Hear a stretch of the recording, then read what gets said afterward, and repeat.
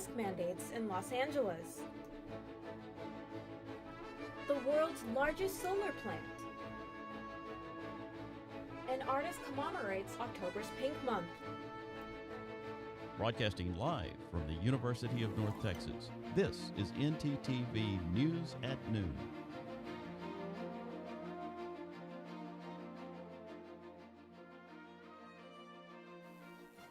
Thanks for joining us at ntTV News at Noon. I'm Chanel Young.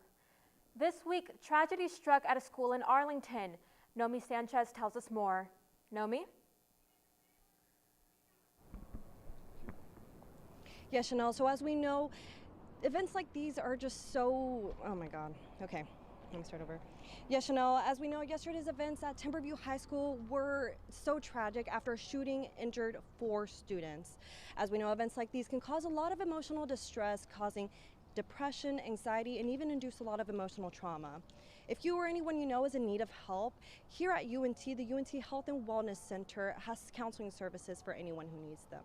Counseling services will also be available in Mansfield for students and teachers who are still trying to process the tragic events of yesterday's shooting. In an update on the case, Timothy Simpkins' family spoke to reporters yesterday saying Timothy himself was a victim of bullying. Police officials are still looking into these claims. Information is still coming in, but we'll have more details for you as information comes in. That's all I have for you right now. Back to you at the studio. Thanks, Nomi. A scientific breakthrough has made it into the light. The world's first malaria vaccine has been endorsed by the World Health Organization. According to the WHO, the vaccine should be given to children in Africa. The organization hopes to limit the spread of the disease. Africa's director said that the vaccine offers a glimmer of hope for the continent, which shoulders the heaviest burden of the disease. Well, with that new vaccine, hopefully people can enjoy the outdoors more now. I sure hope the weather is nice. Let's see what our weather anchor Justine Ahrens has for us. Justine?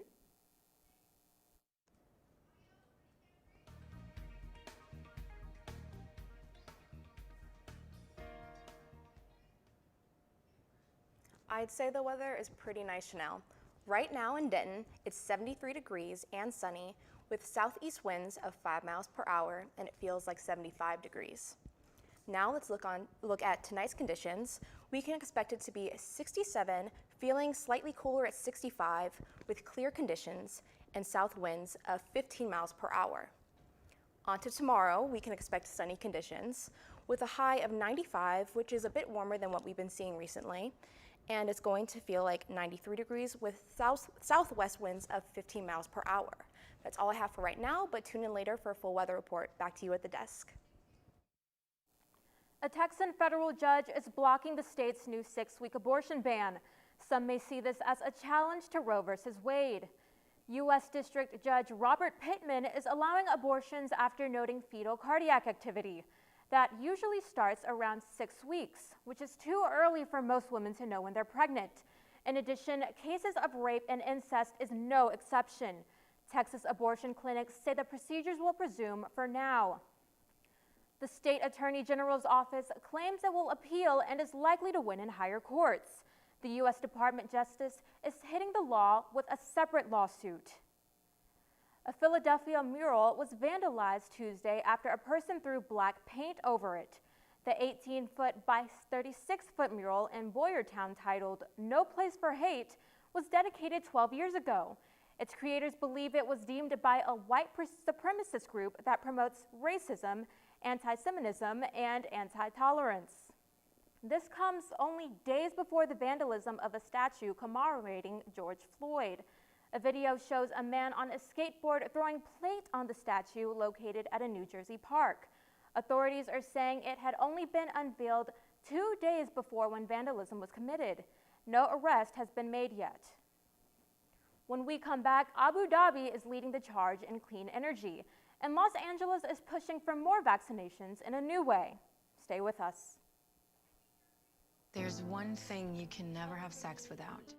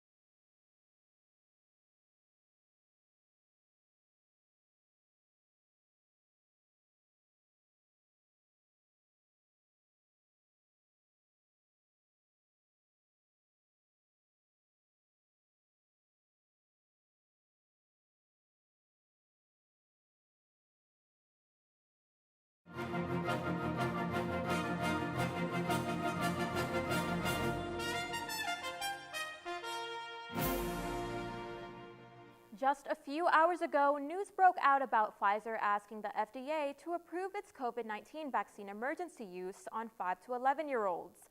According to data, only a third of one doses would be sufficient enough for a strong immune system in children that age. Pfizer's vaccine is currently the only one approved for adults 16 and older in the U.S. The approval of the emergency vaccine would be the first and only for 11 to 15-year-olds.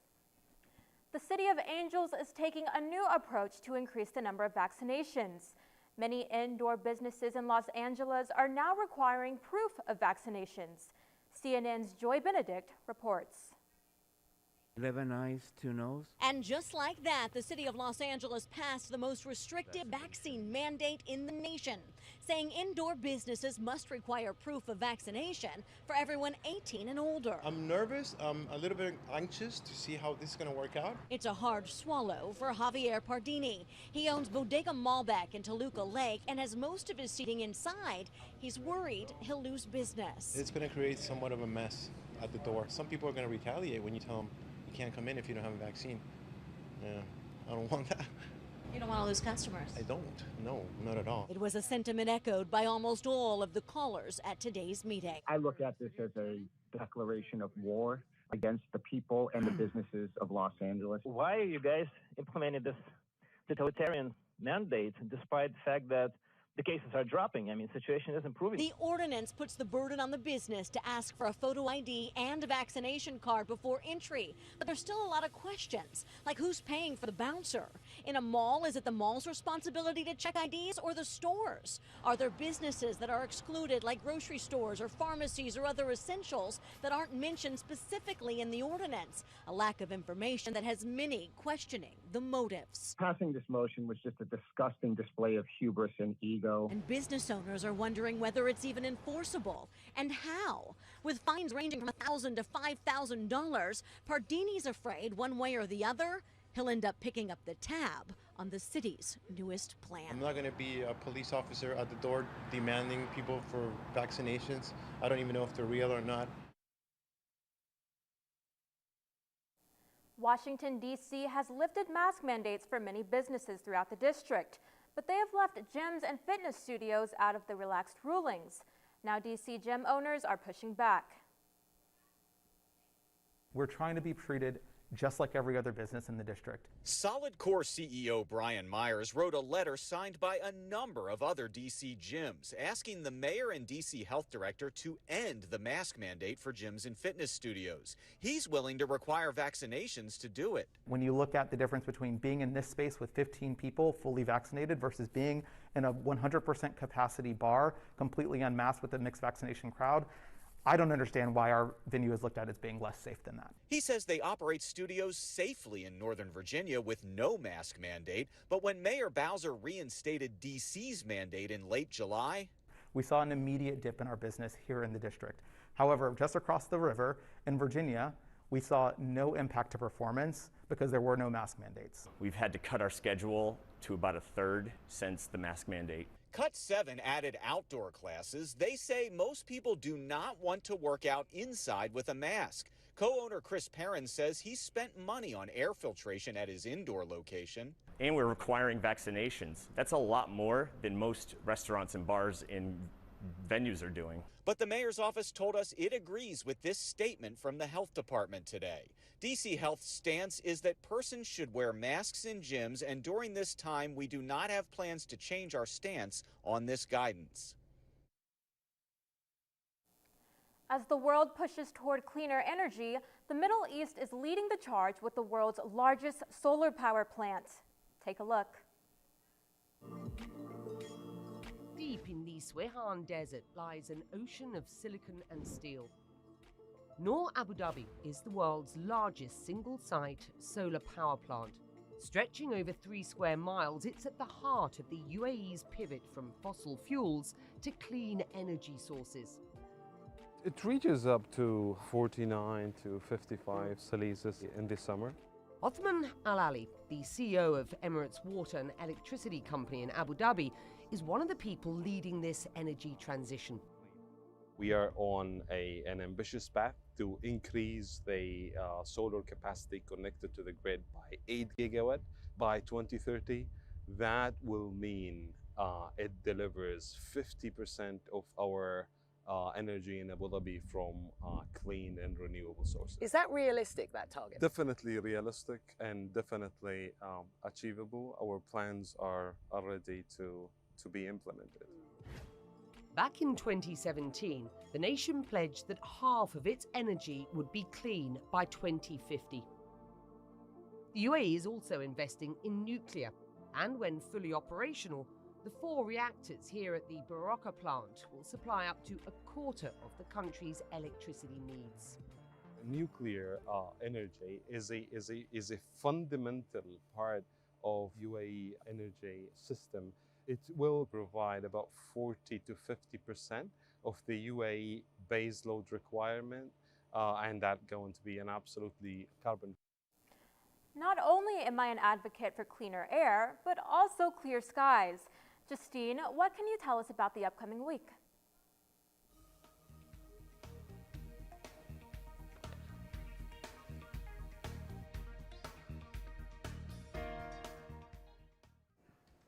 Well, Chanel, I'm also an advocate for clear skies, and luckily that is what we're seeing right now across North Texas.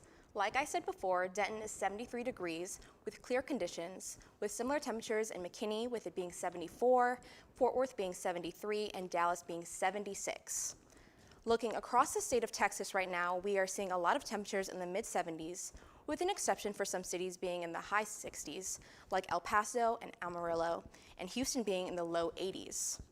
Now, let's look at our 7-day forecast to see what we can expect for the next week. Today to Saturday, you can expect sunny conditions in the mid-90s with lows in the high 60s.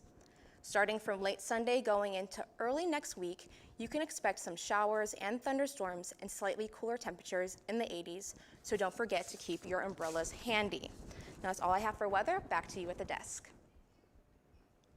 Thanks, Justine. Congress is running out of time as the U.S. debt limits need revision. If the debt ceiling is not raised or suspended soon, the federal government will run out of funds by October 18th. CNN's Isabel Rosales has more on this crisis.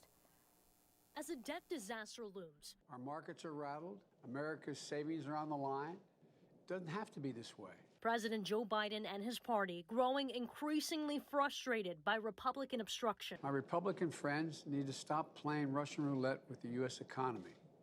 If they don't want to do the job, just get out of the way. Senate Democrats now considering changing filibuster rules that would allow them to move forward by a simple majority vote without any Republicans. Republicans are expected to block Democrats' attempt to advance debt ceiling legislation in a Wednesday afternoon vote. I think it's incumbent upon Democrats to raise the debt ceiling. They can do it. They need to get on with it. Senate Minority Leader Mitch McConnell is also expected to make a proposal to Democratic leadership on a likely short-term solution.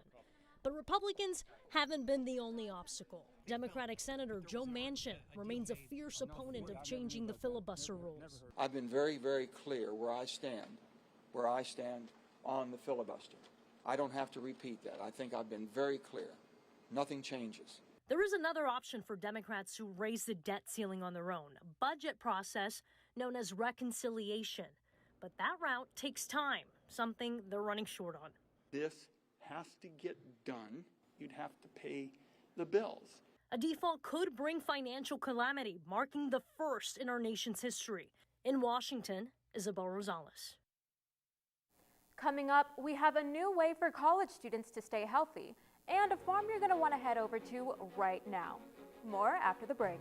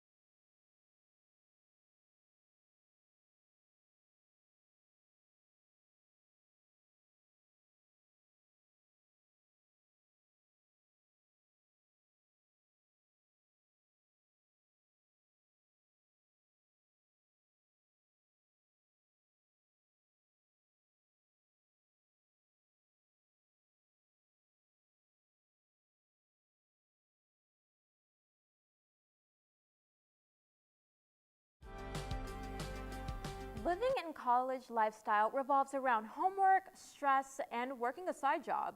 ntTV Jose Alonso has more on how to stay healthy. Are you looking to gain mass, get cut, or increase your strength? If so, then getting a personal trainer or at least talking to one will benefit you immensely. I talked to a Navy veteran who takes pride in focusing on individual workout goals. No two bodies are built the same. You can go get a magazine, you can go to a website, but unless you have a program specifically designed for you, then you're trying to ice skate uphill. So go talk to someone who has the certification, who has the experience, who can design a program for you. When we talk about a program for you, it's important to analyze your shape, diet, and how much you can push yourself before causing damage. Work out safely regarding your size. Jack helped me determine 5 exercises that will benefit a college student who leans over a computer all day. Dumbbell squats, pull-downs, push-ups, deadlifts, and planks seem to benefit my personal lifestyle. Remember that getting results takes time, and you might find some struggles along the way. You can go into a phase what's called body dysmorphia, where what you see in the mirror isn't exactly the way your body looks. A lot of people can get obsessive about this, where they think that they need to lose even more weight than they've already lost, even though they're extremely thin to begin with and already lean. And that can lead people to doing things that are really poor judgment, like taking steroids. Getting that statuesque body may seem tempting, but those people are dehydrated. Commitment to diet and workouts are important when it comes to your health. It's surprising how much you can do with what you already have in your body. Try that first. See how far you can get with your own physiological limitations before you decide you're going to step over that boundary. Getting the heart and blood pumping is a great way to increase and tone your muscle. Finding friends to join your fitness journey also helps. And muscle is living tissue. If you don't work it, it goes away. So for every time that you say, I'm too tired to exercise, that's an opportunity for your body to lose muscle to make it harder to exercise the next time you want to get moving. Always remember that your workout should cater to you. And if you're trying to get a workout outside or just a nice walk, our Talia Munson can tell you where to go. Right, Talia?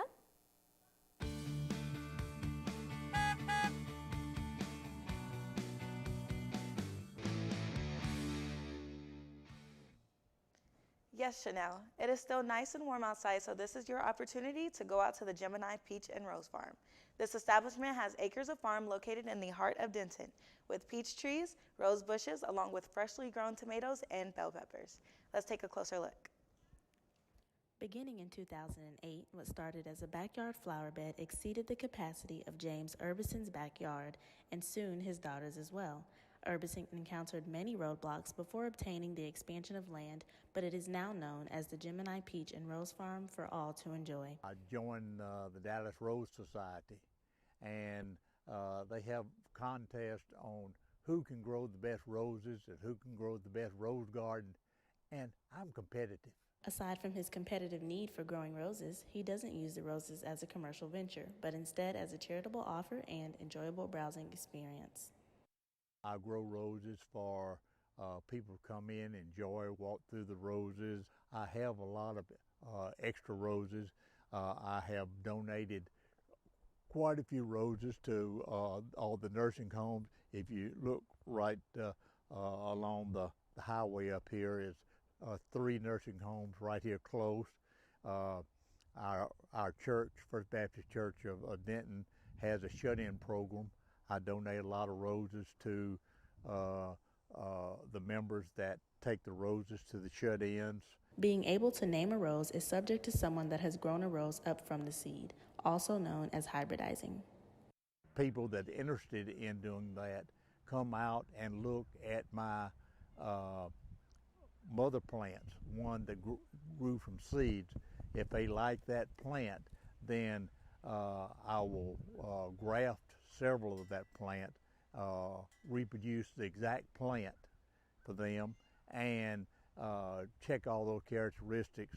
And if they still like it, then give them the rights to name that rose for their grandmother, their grandchild, or a friend, whatever.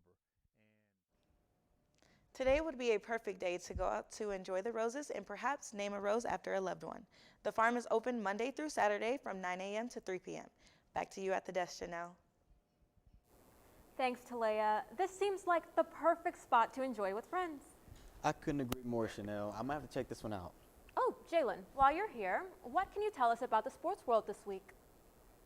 NBA fraud and a special coverage on cross country, all of this in the sports world after the break.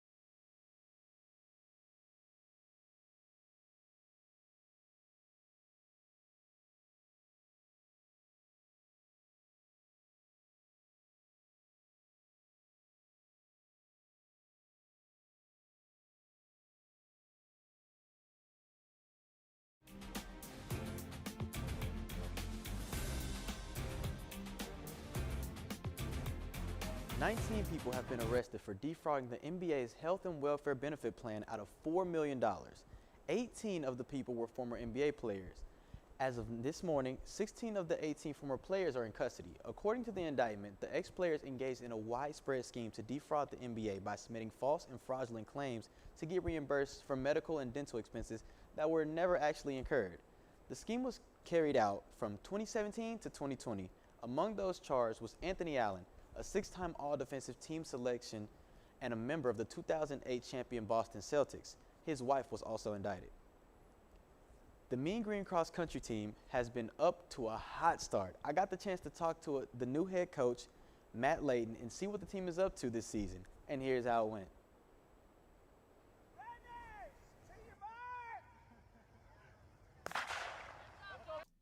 The University of North Texas cross country team is on fire this season with over 10 personal records achieved both on the men's and women's team at the Texas A&M Invitational.